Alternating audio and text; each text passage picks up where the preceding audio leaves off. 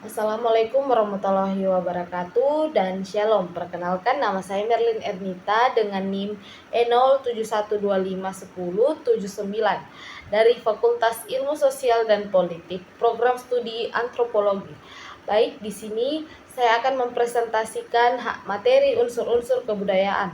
Nah, dalam materi ini terdapat unsur-unsur kebahasaan. Nah, unsur kebahasaan ini merupakan alat komunikasi utama dalam masyarakat yang mencerminkan cara berpikir, nilai, dan tradisi suatu kelompok budaya.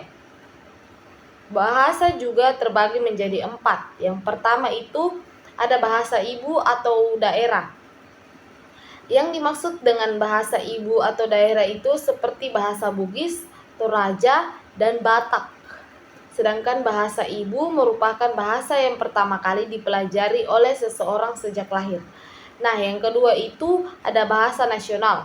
Nah, bahasa nasional ini merupakan bahasa yang digunakan sebagai simbol atau lambang identitas nasional.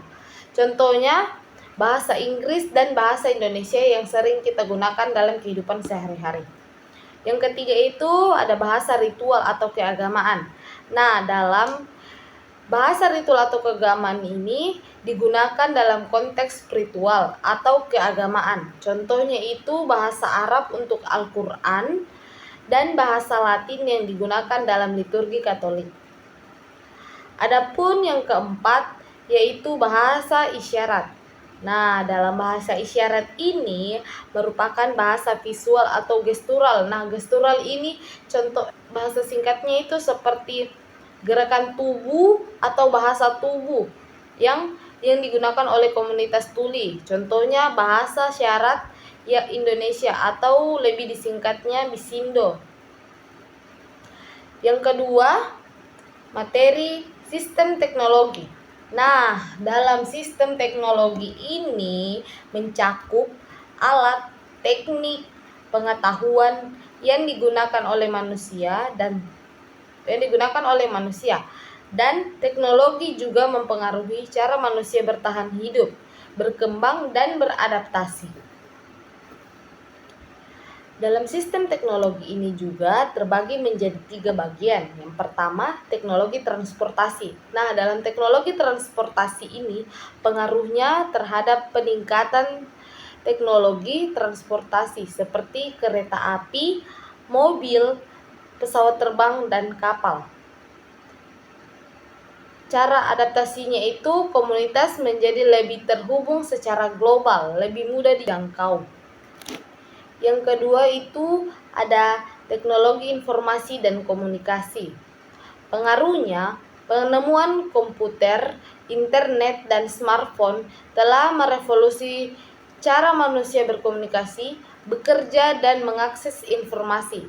Cara kita beradaptasi itu, manusia mampu beradaptasi dengan gaya hidup yang terhubung dengan akses instan dan mudah terkonfirmasi. Yang ketiga ada teknologi medis memiliki pengaruh privasi. Nah, dalam teknologi medis ini seperti penemuan vaksin, antibiotik, dan teknik beda modern. Cara kita beradaptasi itu dengan masyarakat dapat mengendalikan dan menyembuhkan penyakit. Pada poin materi yang ketiga ini membahas tentang sistem ekonomi. Nah, sistem ekonomi ini merupakan produksi, distribusi, dan komunikasi barang dan jasa dalam masyarakat. Nah, ini sistem ekonomi juga terbagi menjadi 3. Yang pertama itu sistem ekonomi pasar bebas. Nah, dalam sistem ini keputusan ekonomi seperti produksi dan harga yang ditentukan oleh mekanisme pasar, yaitu berdasarkan penawaran dan permintaan dari individu. Nah, yang kedua, sistem ekonomi terencana. Dalam sistem ini, pemerintah memiliki dan mengendalikan sebagian besar atau seluruh sumber daya ekonomi. Yang ketiga, ada sistem ekonomi tradisional. Dalam sistem ekonomi tradisional ini bergantung pada adat istiadat, budaya, dan sejarah untuk menentukan produksi dan distribusi barang. Masuk pada materi yang keempat itu mengenai organisasi sosial. Nah, dalam organisasi sosial ini merupakan organisasi yang mengatur hubungan antar individu dalam masyarakat seperti keluarga, sistem kekerabatan, kelas sosial, dan lembaga sosial. Dalam organisasi sosial ini juga terbagi menjadi menjadi 4 bagian, yaitu pertama, sistem kekerabatan. Nah, dalam sistem kekerabatan ini merupakan jaringan hubungan sosial yang dibangun berdasarkan ikatan keluarga baik secara langsung. Nah, yang kedua itu ada sistem kasta. Dalam sistem kasta ini merupakan stratifikasi sosial yang kaku di mana kelompok sosial tertentu yang menentukan status, pekerjaan, dan hubungan sosial mereka. Nah, yang ketiga ada sistem kelas sosial, di mana ini mengacu pada stratifikasi berdasarkan kekayaan, pendidikan, pekerjaan, dan status sosial, seperti dia termasuk dalam golongan-golongan.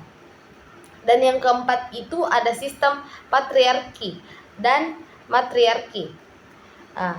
Sistem ini merupakan dua sistem sosial yang berbeda dalam hal distribusi, seperti contohnya itu kekuasaan dan peran kepemimpinan.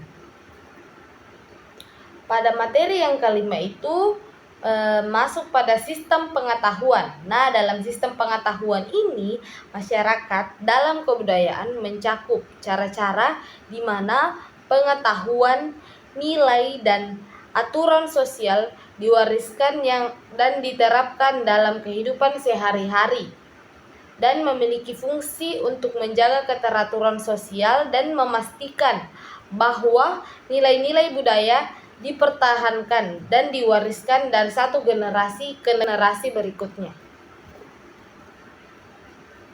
Materi yang keenam itu sistem religi. Nah, sistem religi ini meliputi kepercayaan, ritual, dan patriarki keagamaan yang ada dalam suatu masyarakat.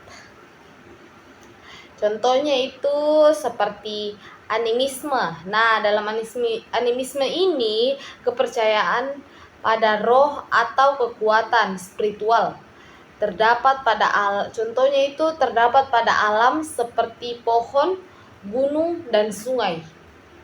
Yang kedua itu totemisme. Nah, dalam sistem totemisme ini menganut kepercayaan di mana individu atau kelompok memiliki hubungan spiritual dengan hewan, tumbuhan, atau objek alam tertentu yang dianggap sebagai leluhur atau pelindung. Yang ketiga itu ada agama monoteistik. Merupakan kepercayaan pada satu Tuhan yang Maha Kuasa dan menciptakan alam semesta. Agama ini juga memiliki kitab suci seperti doktrin dan aturan moral yang diikuti oleh para penganutnya. Yang keempat ada politeisme. Politeisme ini merupakan kepercayaan kepada banyak dewa dan dewi yang masing-masing menguasai aspek tertentu. Masuk pada materi yang ketujuh itu ada materi kesenian.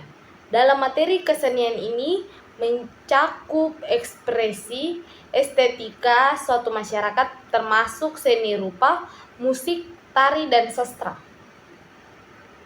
Nah, seni tari ini juga terbagi menjadi 4. Yang pertama itu ada seni tari, adalah bentuk ekspresi budaya melalui gerakan tubuh.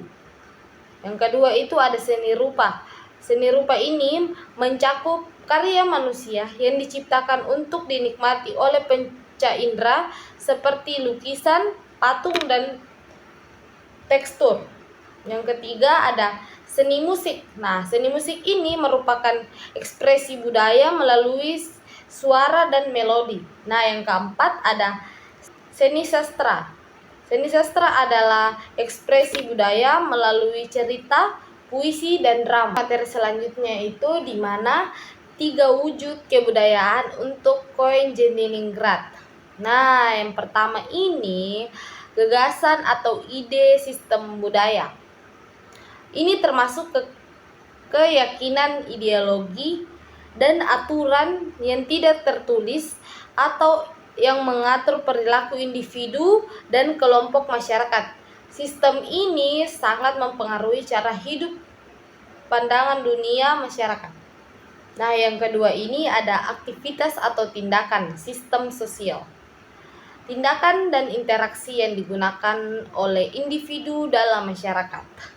Sistem sosial juga ini meliputi cara bagaimana gagasan budaya yang diwujudkan dalam kehidupan nyata melalui perilaku dan kebiasaan sehari-hari. Yang ketiga ada artefak atau hasil karya, kebudayaan fisik.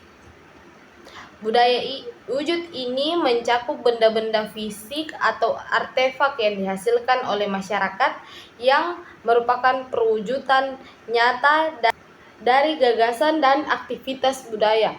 Artefak budaya ini bisa berupa alat, bangunan, karya seni, dan lainnya yang mencerminkan teknologi, ekonomi, dan estetika suatu masyarakat.